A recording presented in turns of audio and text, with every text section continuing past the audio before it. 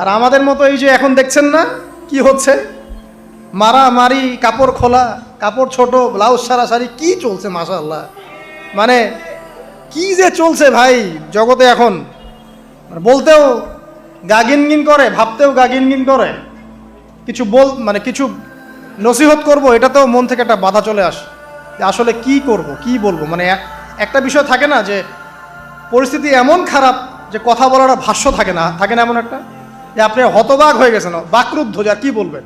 এখন এই বাকরুদ্ধ হওয়ার সময় চলতেছে, বাকরুদ্ধ হওয়ার সময়, মানে বলার আর কি নাই, কিছু নাই, কি বলবেন। আস্তে আস্তে কাপড় খুলতে খুলতে খুলতে খুলতে খুলতে খুলতে এখন বিকিনি পরে ঘুরতে চায়, এন্ড বলে যে কয়দিন পর বিকিনি পরেই ঘুরবে দেখেন। মানে ওরা চায় যে পশ্চিমারা যেমনে চলে অমনেই চলুক সবাই। ওটা কি লজ্জাশীলতার পরিচয় হলো? আশ্চর্য একটা বিষয়।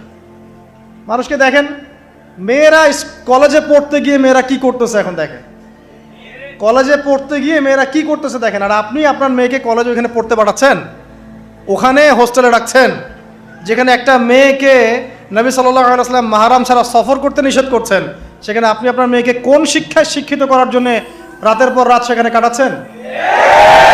আর তারা নিজেরাই বলছে যে মেয়েদেরকে ফোর্সফুলি যৌন কাজে বাধ্য করা হচ্ছে।